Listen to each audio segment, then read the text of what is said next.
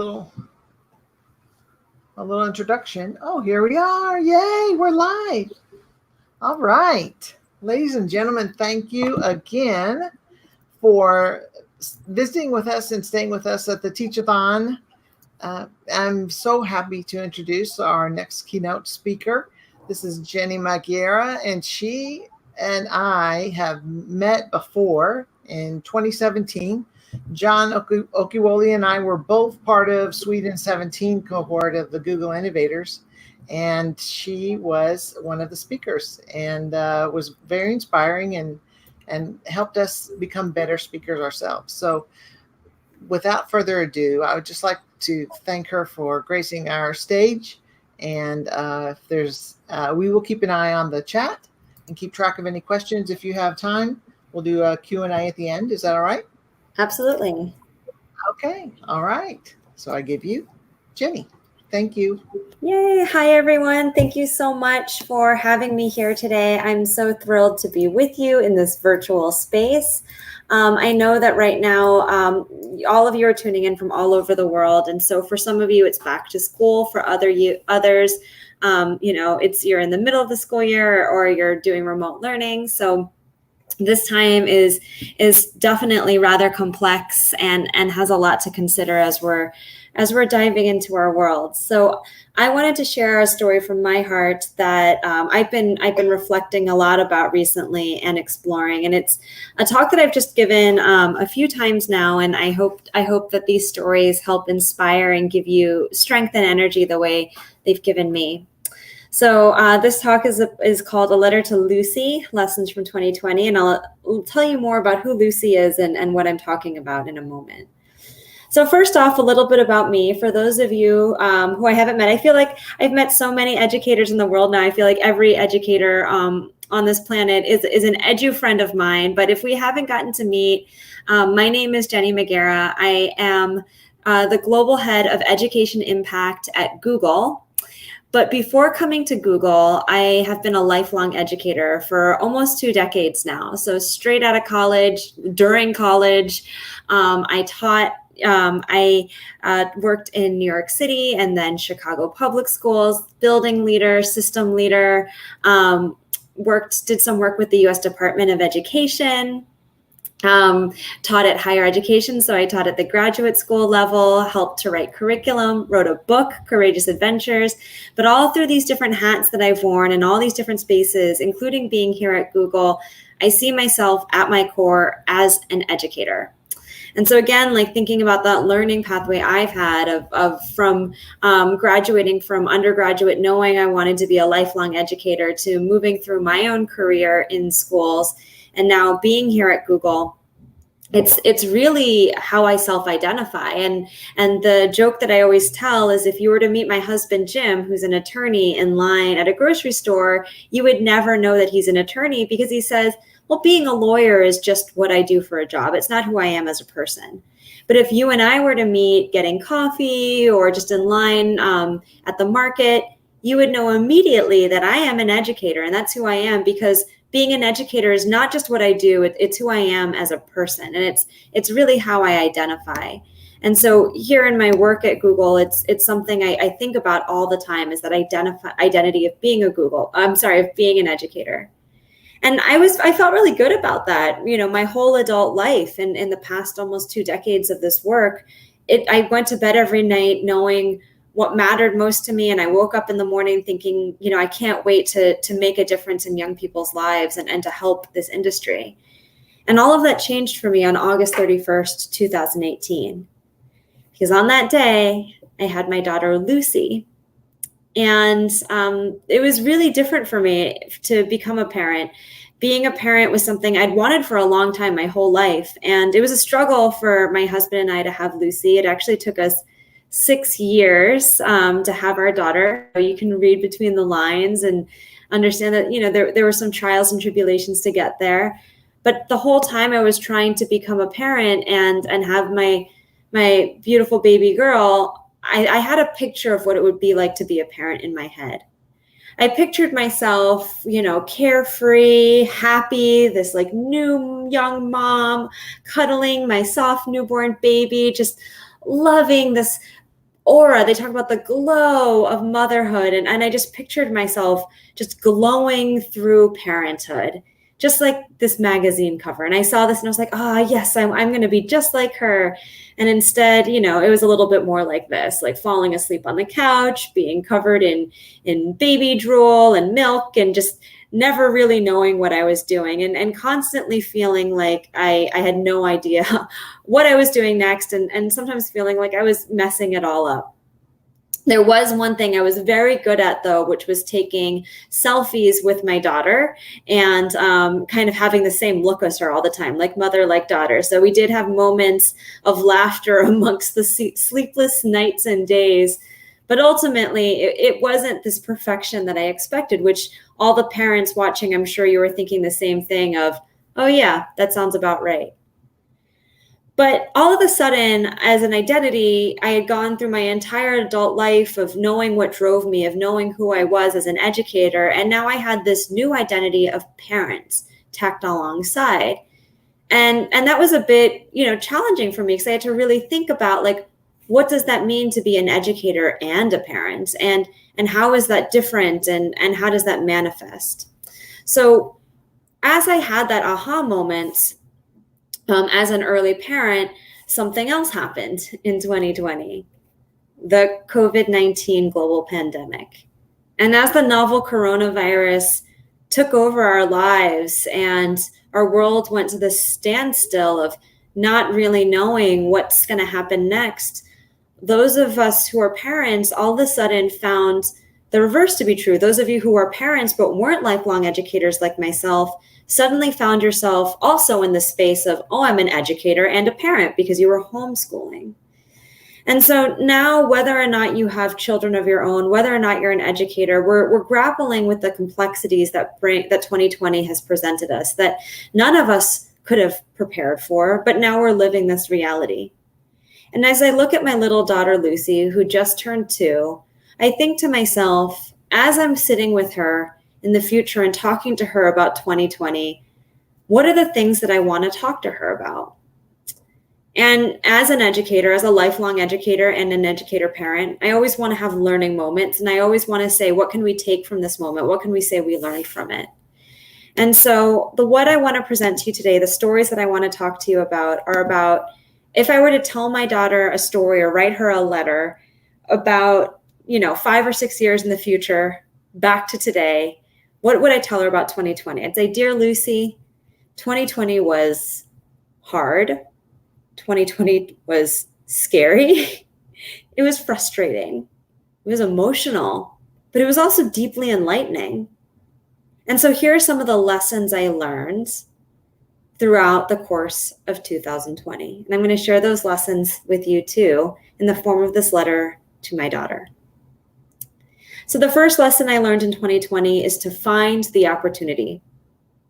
I live in Chicago, Illinois, here in the United States, and we're known for a lot of things in Chicago. We're known for our deep dish pizza, our sports teams, Chicago Bears, and we're also unfortunately known for a great tragedy that happened about 150 years ago, the Great Chicago Fire. This fire devastated our city. This is when the city was mostly made of wooden buildings. It burned for 3 days, caused 300 deaths, and left a third of our city homeless. I know that for those of us who are edu friends tuning in from California, this is especially emotional and relevant to you as you think about the fires that you're facing in California. And so my heart goes out to you. And as a Chicagoan, we take fire very seriously. And as we think about the Great Chicago Fire, and as historians look back at it, we look at what it did to our city and how it ravaged our city, but we also look at how it impacted how we move forward as a city. And a lot of the historians talk about how, if not for the fire, the city would be really different than it is today. Chicago is now known for its beautiful architecture, its skyscrapers, the logic of how the city is planned and how easy it is to navigate. It's very difficult to get lost in Chicago because of its very logical street grid. And so as the folks, the city planners in the city of Chicago, after the fire happened, they had two choices. They could have, one, rebuilt the city as it was, said, hey, there used to be a church here, there used to be houses here, let's rebuild it and recreate what we lost. Or they could reimagine the city and say, hey, we have literally a blank slate now. How can we improve on what we've always been used to? And I think that that's a great learning moment for us too, always looking back at history and seeing how we can learn from our past. So in the past, with the Chicago fire, the city planners took a horrible tragedy and used the opportunity to reimagine something better for the future. Let's think about that in terms of education. Here's my daughter, Lucy, reading, actually my cousin wrote this book, Rogue Heart. I took this picture as a joke, like, oh, my cousin wrote this book. I'm going to put this novel, this 400-page novel in front of my, at that point, year-and-a-half-year-old baby. And I sent it to my family. My family joked, oh, being that Asian mom soon, like getting your daughter to get, an A+ on reading at 1.5 years old. And while I laughed, I thought, actually, that is still how my family operates. We think about success in terms of test scores and your grades. And my family had to grow into feeling comfortable exploring the creative arts and to give my cousin Axie the freedom and self-expression to be able to pursue becoming a young adult author. But as an educator, I really leaned into that baseline consistency of success in school is grades, is our core subjects of reading, mathematics, science, and testing if we're making progress. And across the world, we look at benchmark assessments, the PISA test, in the United States, our state level benchmark exams. And this is incredibly stressful for our young people to be taking these assessments and have these high stakes tests really define their success in school. In fact, there's all this research on how to de-stress our students from how much testing we put upon them. It's doing yoga with students. It's giving them mints to kind of catalyze bright thinking and to wake them up. It's about bringing levity and fun and jokes and pep rallies around testing.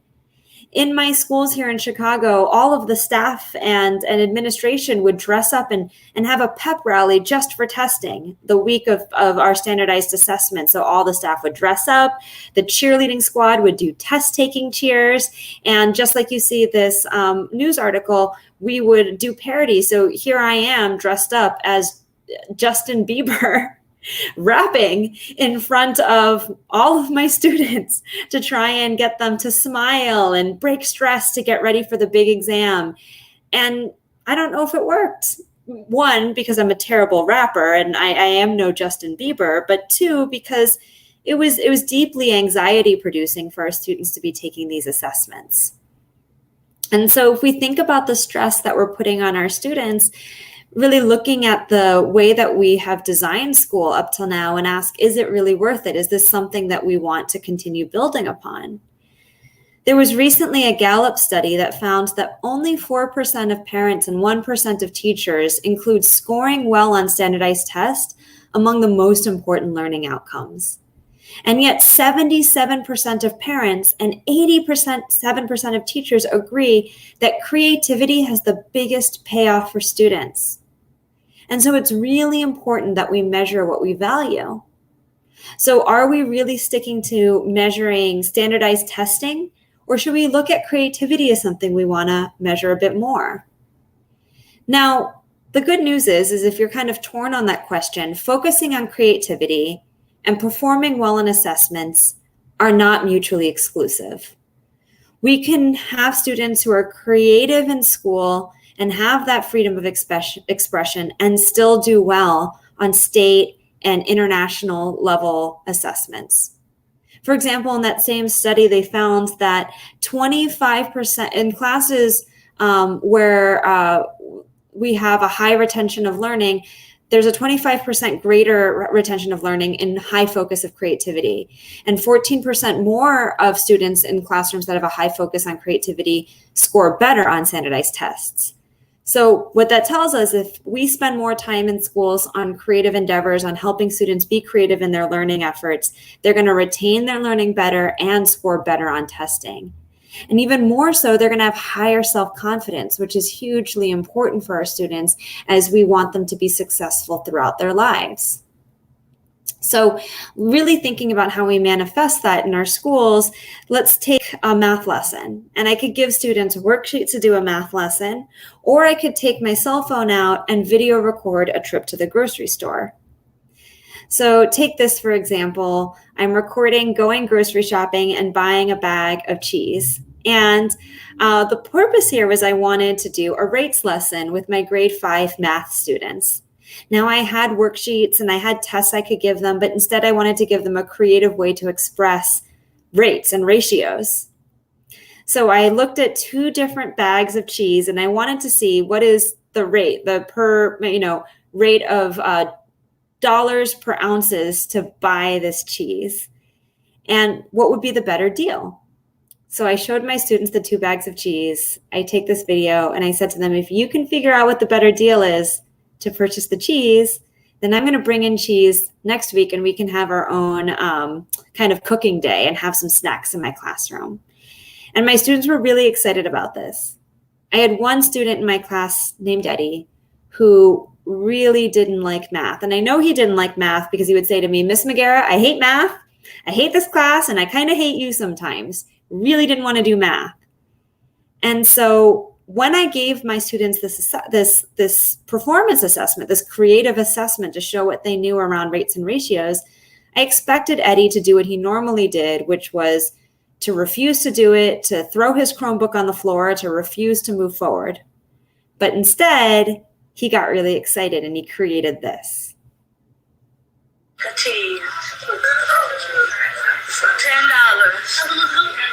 That was $10, and it was 32 pounds, 32 ounces of shredded cheese. Then she went and found one bag, a little bag of cheese for 8 ounces for $3. And this was $10. So I did 32 divided by 8. But she tried to find out which one she would have more cheese to save less on. So I did 32 divided by 4, and it was 8.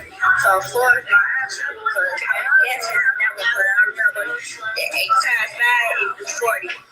So then I noticed that, so I did 4 of them. Each 81 ounces. So both of these equal 32 ounces. All this 32 ounces. And one of these is 32 ounces. So then I did. So some of you, I'm not sure if you heard the audio, but I just want to quickly summarize. This young man, Eddie, who I should also share, up to this point in my classroom, we all thought that Eddie was really struggling as a math student. His assessment scores were the lowest level that was possible for that test. He was failing all of his math assessments and classes. And so we thought that Eddie was not very comfortable as a mathematician. And then I saw this screencast and I cried. I cried because it was beautiful mathematics. I mean, he was doing math modeling. He was drawing to show representations of his math thinking. He had some algebraic thinking where he didn't know what factor multiplied by 8 would get to 32 ounces. So he estimated because he knew that 8 multiplied by 5 equates to 40. He said that 40 was too high, so it must be the next factor down. So he knew that it was 4. And he created his own methodology for solving this problem. The beauty in this is that Eddie was always a mathematician at heart. But the other reason that I was crying was because Eddie had never had a chance to show what he knew.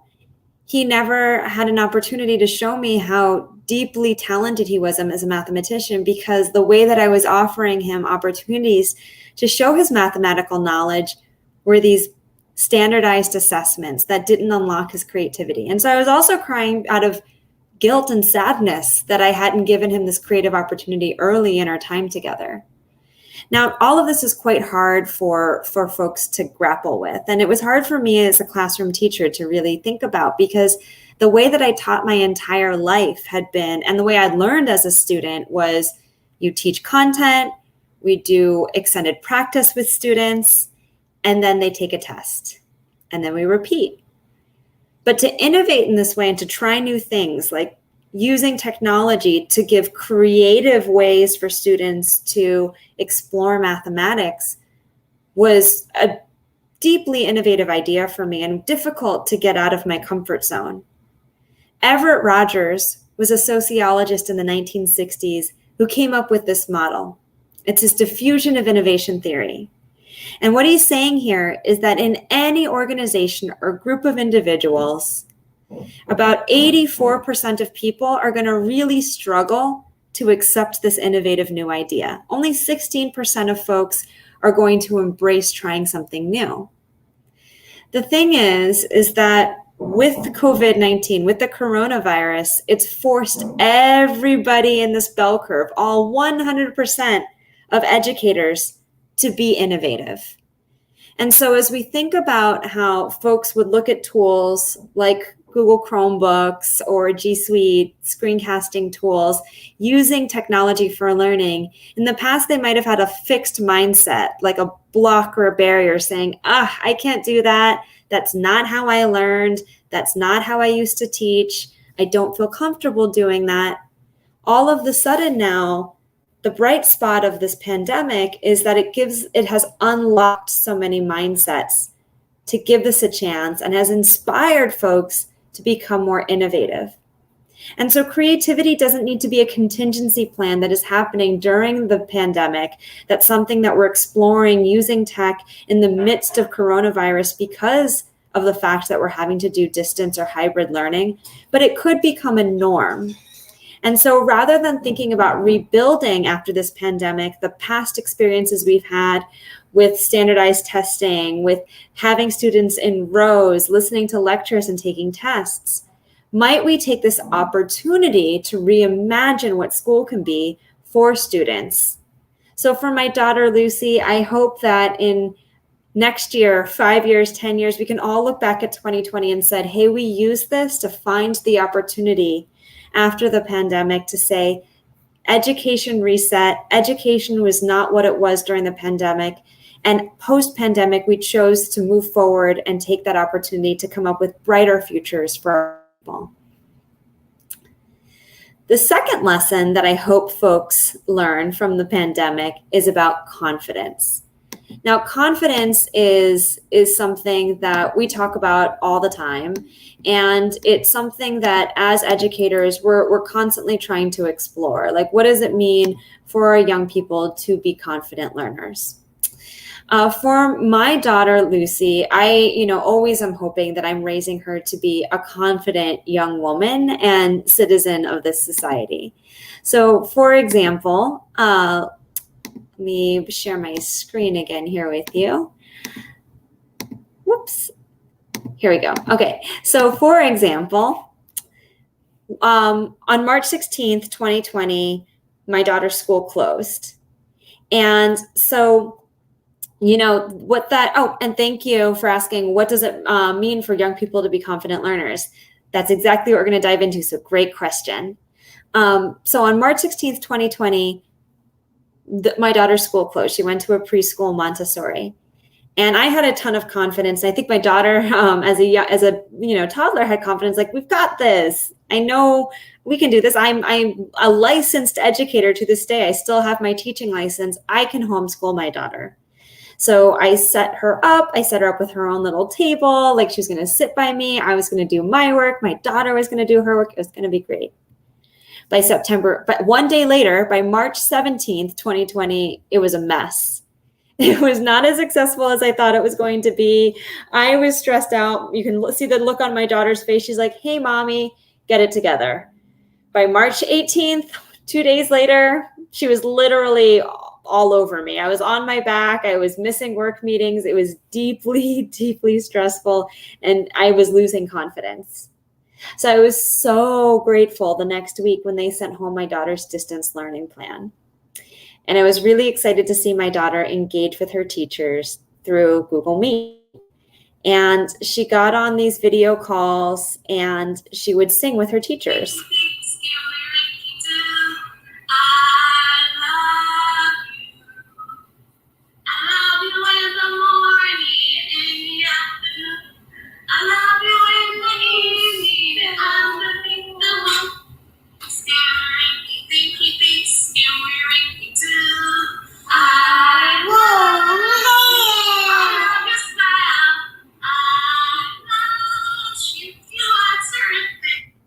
So she's doing her little skinnamarink dink with her teacher, having so much fun.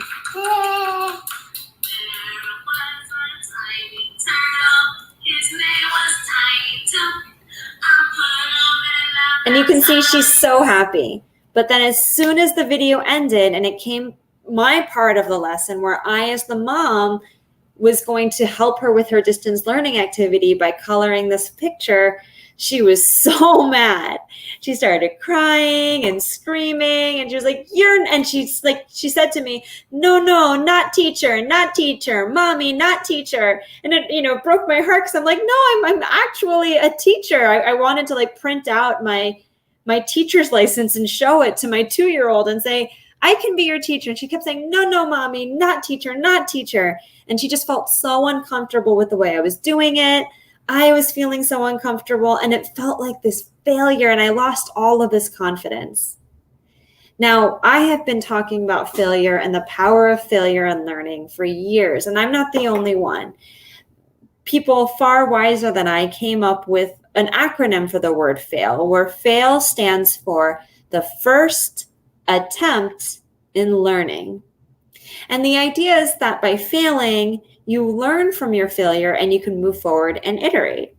But recently, the University of Chicago Business School came out with a research study that said you actually learn less from failure than success.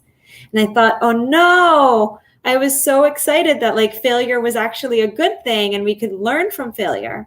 But as I read this article, it's not actually saying that failure is bad. It's saying that failure can be a learning opportunity if you first have confidence. And so the question came up earlier, what does it mean to have confidence in learning? And what we mean by that is really believing in yourself and believing that intrinsically you have this growth mindset, that you have the tools and abilities within, or you have the resources externally to be successful. And that the failure isn't about your inability to be successful, but it was about that one attempt wasn't successful, and retrying will inevitably result in success. It's that faith that success is possible for you and that you can be successful and that you can identify as a person who is successful. So having that confidence is about seeing yourself as intrinsically a successful person. When I think about my classroom and about how this existed, or examples from my teaching experience, I think about an experiment I ran every year with my science students, the egg drop experiment. And in this experiment, my students had to take raw eggs, build containers for them that would absorb the energy of dropping it from a height. So it was a physics experiment. Many of you have probably done the egg drop experiment yourselves in your classrooms. And so my students would do this every year.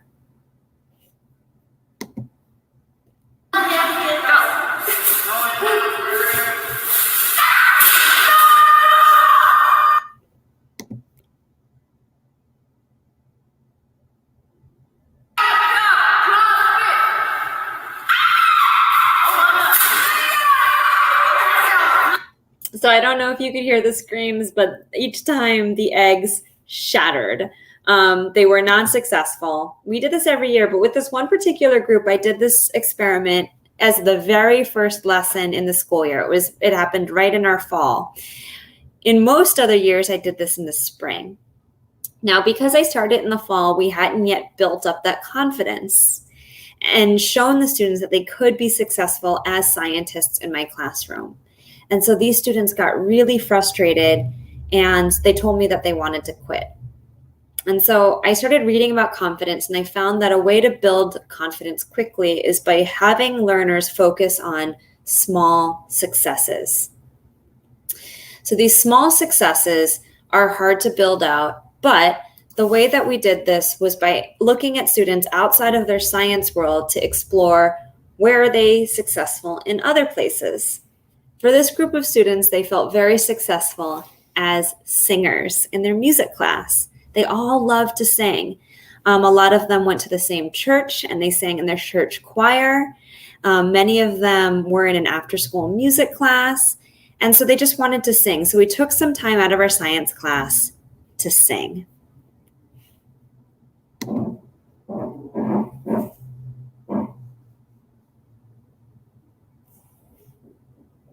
Oh, let's see if this video is loading. Holy birthday, holy birthday. You deserve it, you deserve it. Where you working? I'm ready. Yeah, you are.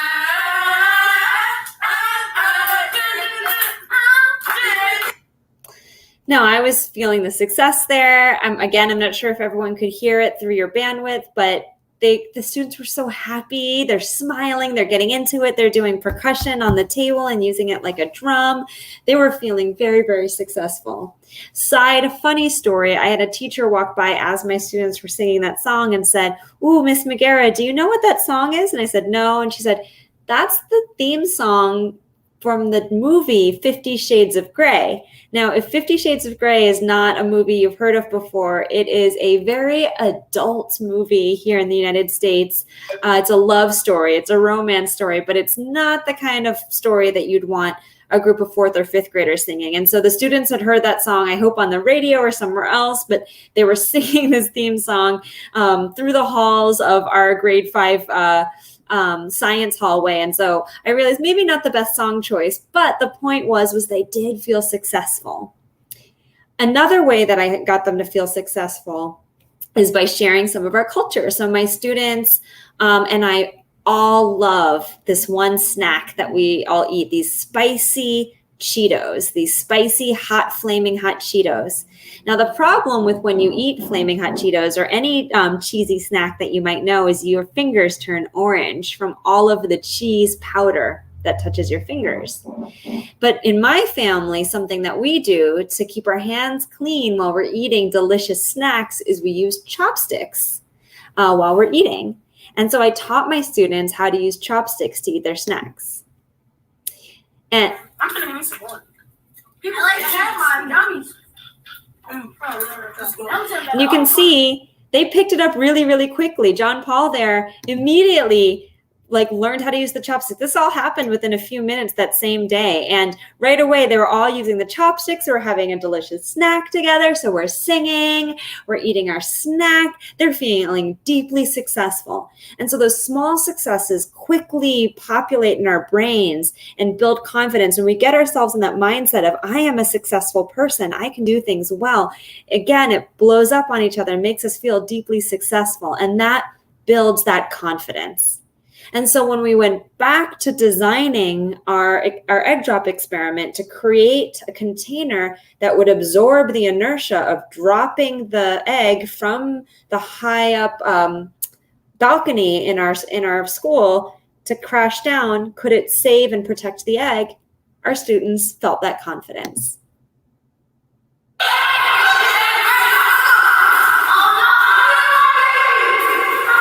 And you can see they were successful.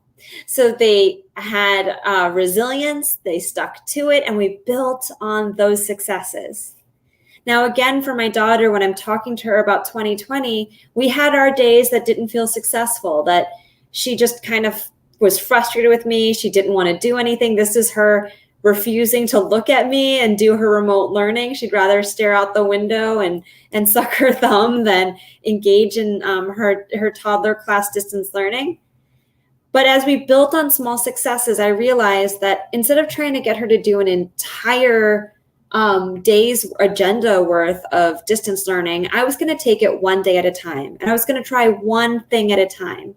And that's what we really want to say to our teachers too. Rather than diving into this difficult world of trying to completely change your practice overnight, try one thing a day or one thing a week and scaffold that for yourself. Build small successes so that you can feel the success in small batches and then grow that confidence. So rather than doing an entire day's worth of schedule, one day I just tried to sort puffballs with her. A different day, we tried baking together. Another day, we tried dancing together. And over time, we built this confidence, and my daughter was able to really engage in her remote learning on a much more successful and widespread way. And so for my second lesson, I hope we all learned from 2020, it's that we can learn that confidence is key, and we can build this confidence in our young people, like my daughter, Lucy. My third and final lesson that I want us to take away today is that we should all feel care daily. Again, in this moment of the coronavirus, it's isolating, right? It's hard. I'm not able to talk to you in person. A lot of you are quarantining. We're alone in our spaces. It's scary and challenging for our students who aren't able to come to school in person. And for those who are coming to school in person, wearing masks or being afraid of getting sick or getting someone they love sick, it's very emotionally difficult. So as we're dealing with this, we want to make sure that we are feeling that care daily. Let me pause for a moment because I see we have a question here from Juliet Waters, and she's asking what would we advise to educators about building our own confidence as they head back to school with their own eggs, their students. Yeah, I hope we're not dropping our students off of balconies, even in cushy contraptions. But for educators, just as I did with my daughter, I hope that we can say, let's take one thing at a time. So if we're saying, wow, I'm so new to this distance learning world, or I'm so new to using this new strategy or pedagogy, take one small new thing, whatever you can do that doesn't feel overwhelming, and give yourself a good, healthy amount of time to explore that. Say, I'm just going to try using Google Forms for summative assessments for the next 2 weeks, and I'm not going to do anything else. I'm not going to do Google Classroom. I'm not going to try using other things. I'm just going to use Google Forms to do daily assessments. And then get to that point where you feel really good at it, and you're like, hey, I'm doing this. And build that confidence over time, and then build on the next thing. So it's by taking these small things that we can feel successful at, build it over time, and add a little bit more. For those of you who your batteries are already drained and you don't even have the energy to try something new, really lean into what you're already really great at as an educator. Look at the things that you've done historically that have been deep success and own those and celebrate those and put yourself in that mindset. Just like my students had to remember they are gifted singers and really good at eating snacks and trying out chopsticks. So we started with something they were already good at singing, and then introduced a really easy new task, chopsticks, and then built on the physics experiment on top of that. So we want to feel that care daily, both to recharge our batteries when we're not feeling super confident, and because life is really hard right now. I think about my daughter when she first started school. Around the time my daughter was first starting school, she was also starting to express her care and love at home. And something I always wanted from my daughter is I really wanted her to give me a hug. I was always like, hey, Lucy, give mommy a hug. And this is actually a video of me saying, Lucy, can you give mommy a hug? And she's saying, no, mommy, I'm not going to give you a hug. And actually quite often she said no to me about giving me a hug or, wanting to show any kind of love or affection for me, which as her mother, I've got to admit, sometimes hurt a little bit, but I was like, I'm going to respect your space and give you that choice. And if you don't want to hug me, that's cool. So imagine my both delight and sadness when I got to school with her that day. And I give her over to her teacher, Miss Vivian. And the very first thing she did, and I caught this picture right after she did it, was she gave Miss Vivian not only a big hug, but a kiss on the cheek. And you can see she's staring at her with such adoration. And that same day I said, Mom, give Mommy a hug. She said, no. She gets to school. First thing she does, hug and kiss for her teacher. Now, even though it did hurt a little bit as Mommy that she didn't want to hug me, I was so happy that the adults in my daughter's life for so much care that she felt loved by them and that she loved them back. And I think our students deserve to feel like there are adults in their lives in the school space who care deeply about them and who see them and who know that they matter. So how do we make our students feel cared for when they're not in school, when we can't see them in 3D? One great way is by checking in on their moods every day. Using Google Forms and Google Classroom, you can send a quick survey, a quick check-in every day to your students, even multiple times a day, to say, how are you feeling today? Why do you feel that way? Ask them if they want to set a goal for the day, and even ask them if they need a one-on-one conference with you. Maybe you can schedule a Google Meet to meet one-on-one with a student and check in with them and say, hey, I noticed you're really struggling today. How can I help you?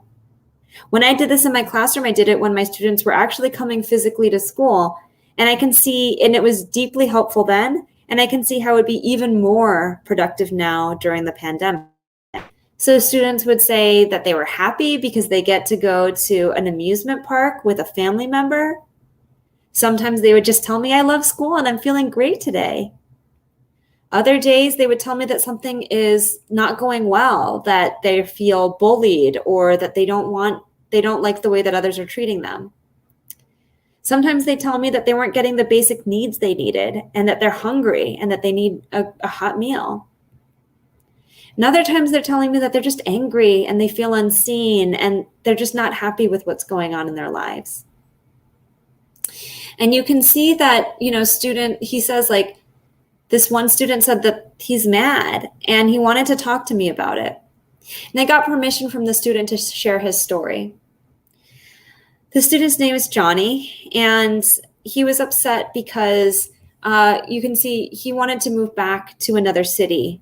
He didn't like living in Chicago. He wanted to live back in DeKalb. He felt like he was seen more in DeKalb. He felt like he had friends there. He was closer to certain family members that he missed. And he just felt invisible and like his voice didn't matter here. He didn't have the friend groups, the support systems in Chicago. So I worked with this young man and we had conversations and he just wanted to feel like he mattered again. And so I brought him onto a student leadership team that I'd built and was working on with other teachers in my school. And he began doing things like speaking at conferences and student panels. And he started helping appearing on student boards and representing our school at different conferences and being a student leader within our building. And it built, again, so much confidence in Johnny that he felt ready to take on the world. And over the course of just that year, he got to a space where he went from saying that he hated school and he was deeply unhappy every day to recording this 8th grade graduation video. I'm sorry, this was a 5th grade graduation video. I feel so excited every time. I'm so excited to get in school so I can learn everything every day. And what I want to be when I grow up is an inventor and a game maker. So I don't know if you heard that, but he said, I'm so excited to get up for school every day. I can't wait to go to school. He went from being, I hate the stupid school, I don't want to come here, to I love school, all because we checked in with him. We heard what he needed and we responded. So I would have never known these emotions he was having if I hadn't done this mood check-in, because asking like, are you happy living in Chicago and do you miss your old hometown isn't a normal part of your average mathematics classroom. But because I had this mood check-in, I got to check in with Johnny, find this need that he had, meet that emotional need, and really address his social and emotional learning as well as his mathematics progress. And within 3 years, Johnny not only changed his attitude about school and our school around, but he became one of the valedictorians for our graduating 8th grade class. And so showing love and care to our students is so deeply important. It was important before the pandemic, but now even more than ever. And so my third lesson that I hope we all learn from 2020 is that we make sure that our students feel care daily, and they feel seen, they feel heard, and they feel loved. And so in conclusion, if I were to write a letter to my daughter about 2020 and that she was to read this in the future, I'd say to her, Lucy, 2020 was tough, but look, we're tougher.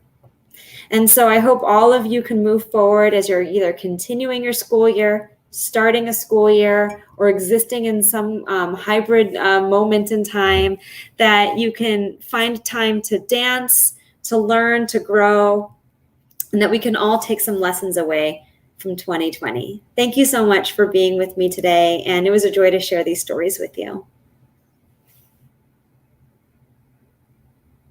Thank you, Jennie. We appreciate you, and what a beautiful story. What really hit me was the one small new thing that just really is doable. That leads to small victories and more confidence. So, thank you so much. We appreciate it, and thank you everyone for tuning in to the Teach-a-thon. And this has been Jennie Magiera. I think you answered the questions. We might take a quick zip through comments, but I think you pretty much got them. But thank you again. I put your contact information, at least your Twitter contact, and I know that people can get in touch with you and at least see what's up and see what's happening. So thank you again, and we really appreciate you. Thank Bye-bye. you, everyone. Bye. Thank you again, everyone. This has been a Teach-a-thon keynote speaker, Jennie Magiera, and thank you so much for tuning in. Please go to the presentation page on the website to see what is coming up next. Thank you. Bye-bye.